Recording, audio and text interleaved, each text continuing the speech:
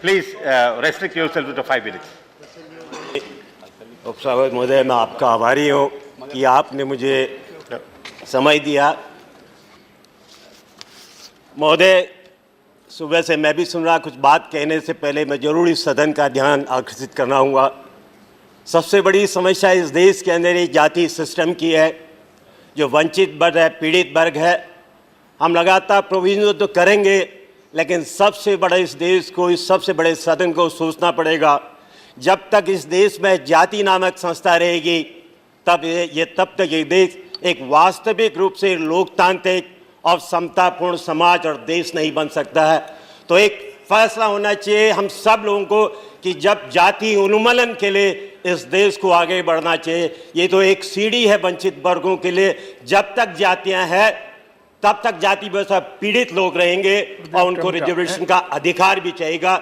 लेकिन हमको इस अधिकार से भी आगे एक जाति विहीन समाज की रचना करनी है, जो बाबा साहब भीमराव अम्बेडकर का सपना था। सरकार के द्वारा इस जो बिल लाया गया है, मैं इसके समर्थन के साथ मुझे आज भी शंका हो रही है, क्योंकि 338 ए के साथ साथ आप आर्टिकल संविधान के अनुच्छेद 338 बी जोड़े हैं।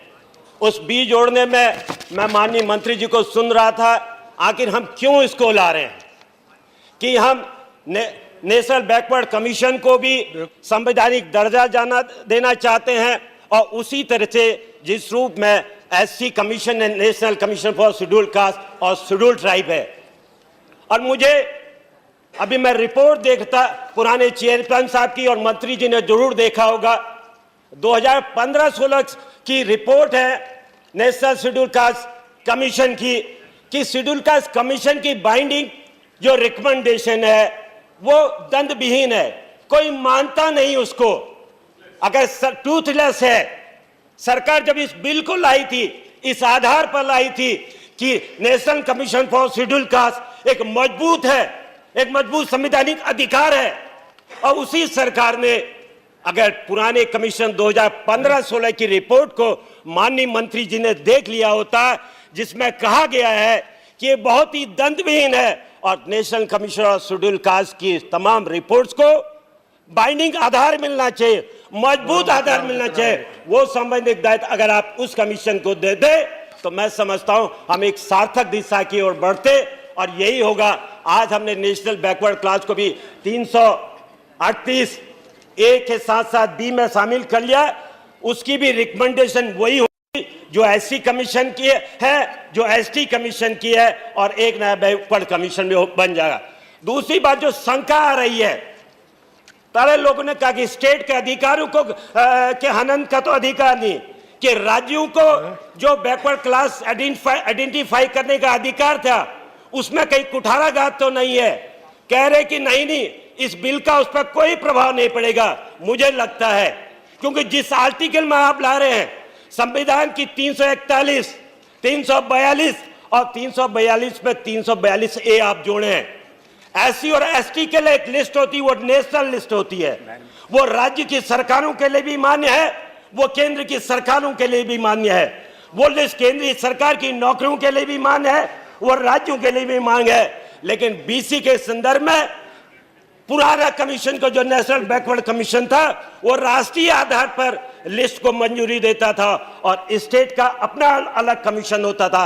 इसलिए शंका जरूर होगी, कोई कॉन्स्टिट्यूशनल प्रोविजन अगर कोर्ट में भी जाएगा, आप संविधान के जिस भाग में 341, 342, 342 ए को जोड़े हैं, वो एक लिस्ट की कल्पना करती है। और इसलिए इसको भी सरकार को, मंत्री जी को जब इसका जवाब देना होगा, इस चीज को ध्यान देना पड़ेगा कि राज्यों की जो अपने अधिकार हैं, जो अपने बैकवर्ड कमीशन अपने राज्यों की सूची बनाने का अधिकार है, वो सूची सुरक्षित रहे।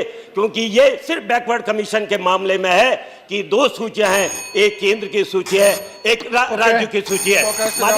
मैं अपनी बात पर 2 मिनट आपका जी, मैं बस no time late for your party. मैं एक अंत में एक बात कहते हुए, जो नई बात है, इसमें कोई नई बात नहीं हो रही थी। इंदिरा साहनी के मामले में जो कमीशन बना था, उस कमीशन के आधार पर ही लिस्ट के अनुकूल थी, और उसमें जो कमीशन का कंपोजिशन था उस कंपोजिशन को आप बदल रहे हैं। Okay. वहां पर चेयरमैन हाई कोर्ट या सुप्रीम कोर्ट के जज होते थे और यहां पर आप उसको एक्ट में प्रोविजन नहीं कर रहे हैं, वो आप उस प्रोविजन को रूल और रेगुलेशन में ला रहे हैं। हमको शंका हो रही है। Okay. कमीशन एक तरफ आइडेंटिफाई करता था, देश सुनता था, अब यह अधिकार सरकार के हाथ में ले रहे हैं, पार्लियामेंट के आधार पर आप सरकार के हाथ में ले रहे हैं। और गुजरात में, उत्तर प्रदेश Okay, में, fine. महाराष्ट्र में बहुत सी जातियां जो Okay, ओबीसी में now आना that's चाहती all. हैं, आप कुछ Come down, sit down. देश के अंदर ओबीसी No. जातियों के Okay, अधिकारों को शरद यादव जी। छीनने का प्रश्न कर रहे हैं। मुझे शरद यादव इसका जी। इस बिल के पीछे यह भी मंशा लगती है। जय जय भारत।